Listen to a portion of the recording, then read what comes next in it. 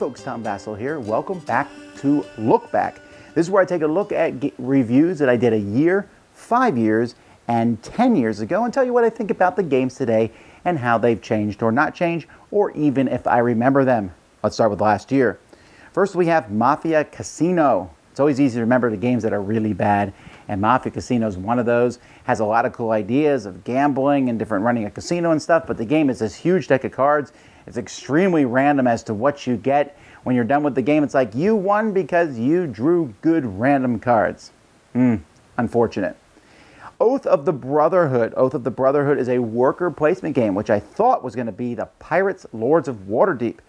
It's not, unfortunately. It looks great, although the board and after a while the pieces, it's a little confusing as to what they do. But the game, the worst crime of the game is it's just slow. You're getting things, slowly turning them in to get other things, and it just doesn't have that exciting feel that a pirate-themed game should have. We also have Flip the Bird, provocatively named from Renegade. I usually like Renegade's games, and this one is a good production like they normally do, but this was essentially a variant of Uno where you are flipping cards and trying to put the higher cards on top of other ones. It's okay at best. Then we have Fox's Party. This is a this is another game actually where you're flipping cards and trying to play cards that are higher, but this one I think just works better. It's a light, fun game. And then Vaca Loca. This is a game in which you're trying to put together animals of different aliens of the same shape and everything, and it's a fun little kids game. Moving on, we are now at Mess Machine. Mess Machine's a very intriguing game because it's like one of those little slide things you have as a kid as you slid everything around to solve the puzzle, except you're doing it cooperatively, except you're trying to make other people move pieces for you, which will give you points. It's kind of an intriguing, innovative style game, and it's being reprinted this year by QSF Games. Then we have Dojo Kun. Wow, guys, Dojo Kun's pretty cool.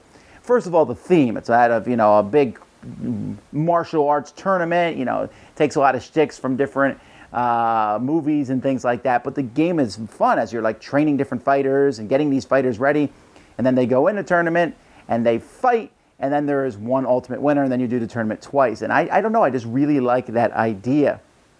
Fuse is an interesting game. It's a real-time cooperative game from Renegade where you're trying to defuse bombs, and so you're using dice and you're frantically going back and forth. It's timed, it's cooperative. Both those things for me often work well if it because the time thing keeps one person from telling everyone else what to do. And so and it includes dice, and the theme about defusing bombs is really good. They're coming out with a sequel to this in 2017. Bottom of the ninth, this is a baseball game which simulates one half of one inning, the bottom of the ninth inning. I like baseball. I like the back and forth as you're trying to outguess the other person. I mean, it is kind of a very advanced version of rock, paper, scissors, but it works well. It's almost like a two-player filler of sorts, but I like it, especially really, to be fair, I like the theming a lot in this one. Then we have Spirits of the Rice Paddy. I have to say, I wasn't really expecting much from this game, but there's a couple things that really do well in this game. One, you're seeing the flow of the water coming through the rice paddies. You got to control the flow of the water. You have to then grow the rice paddies. You have different workers and things. But as time goes by, there's a really nice drafting card mechanism where some cards are going to give you more things, but other cards give you extremely powerful special abilities from the spirits. That spirit part of the Spirits of Rice Paddies. So it's kind of like a Euro game with cool special powers. And then we have Dale of Merchants. Now, I'm actually reviewing the Dale of Merchants 2 this week, but Dale of Merchants is a simple deck building game in which you're going to be, adding cards to your deck, but then getting rid of those cards in different scoring fashions. And there's different ways that you can use the cards. Cards can be used to buy other cards. Cards can be used for a special ability, or cards can be used to put them out in front of you. It's fast. It's simple. Sometimes you just want to play kind of a quick, easygoing deck building game, and Dale of Merchants fits that bill. Okay, so let's move now to 5 years ago, and we'll start with Nitro Dice. This is a racing game where the dice are the race cars, which sounds interesting. You're using card play to move dice, which is really weird. Usually you're using dice to move cards or something like that. But it's slow.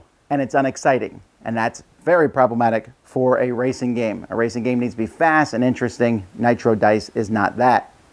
Then we have Frackendie, or sorry, not Frackendie. That would be in the Battlestar Galactica universe. It's Frankendie. This is a game where you're going to roll and try to see combinations of dice and grab body parts and build Frankenstein.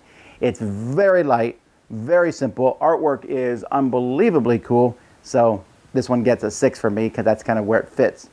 Singapore. Now this is kind of an unusual game because this one, like, I was like, what is Singapore? And I went back and looked at the game. I don't remember that. I watched my review and I was like, oh wow, yeah, I do remember it now. But it kind of like just totally fell off the radar.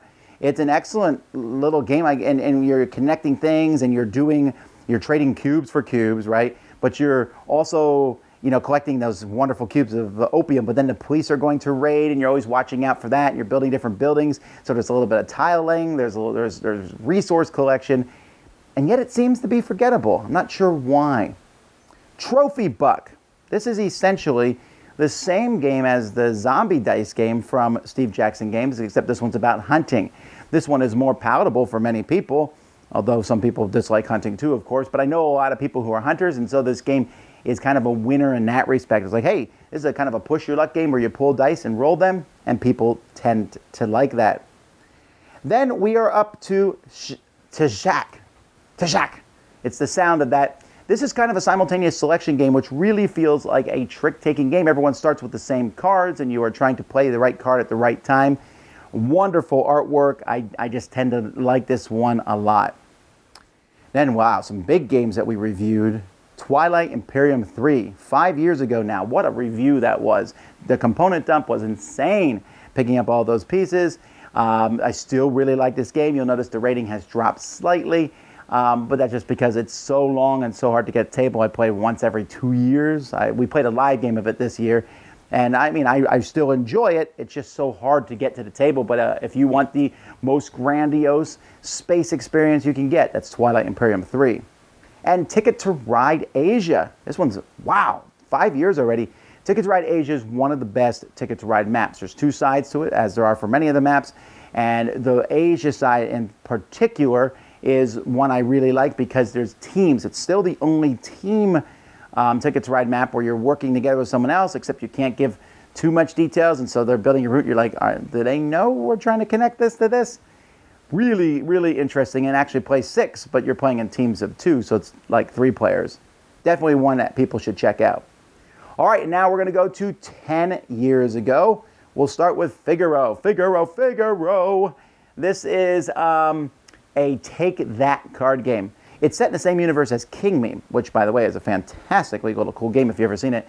But this game is just play bad cards with other people, good cards on yourself. Yangtze, or Yangtze. This is a tile-laying game between 2 players, and you're placing different tiles. There's another one from Blue Panther. Biggest problem with Yangtze, besides the name, was the extreme obscure terminology for everything, which is confusing. And also, when it comes down to it, it's just a pile of luck as to who draws better tiles.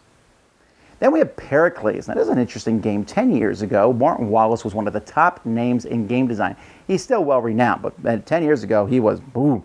Pericles came out and it was an intriguing game, a Greek game in which sometimes you would take one side of a battle, sometimes you take the other side of a battle, so there's a little bit of a war game in there, and a lot of mix. I think today, I wouldn't want to play this as much as I did back then, but it was still a very impressive game.